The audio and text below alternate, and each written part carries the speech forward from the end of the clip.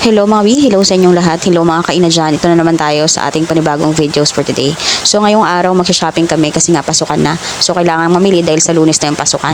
Sobrang feel na feel mo ang pasukan dahil napakadami ng tao dito sa mall para bumili ng mga school supplies. At in fairness ang dami ding sale. Diyos ko, makakamagkano ata ako dito. Ang priority is bag and school supplies kasi meron namang libreng uniform sa school.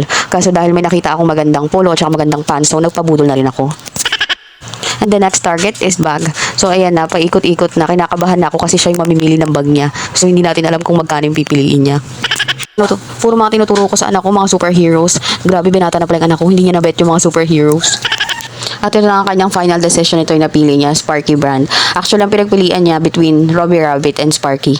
Ang dami kasing features ng Sparky, kaya yan ang pinili niya. So, tingnan natin. Total, naka-Robbie Rabbit naman siya since grade 1. So, ito naman yung bago nating itatry, no? So, let's try other brand. Mas pricey nga lang siya compare sa Robbie Rabbit kasi ang dami niya ring features. Bukod sa water repellent siya, may sarili siyang raincoat at saka merong raincoat para sa ulo ng bata. At in fairness, may pa-tumbler pa sila. At after na magbayad, meron silang pa-voucher sa Jisoo. Kaya tumingin kami ng Jisoo. Kaso lang wala kaming pera pang Jisoo.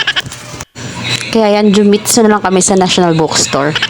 Diyan kami mamimili ng mga school supplies.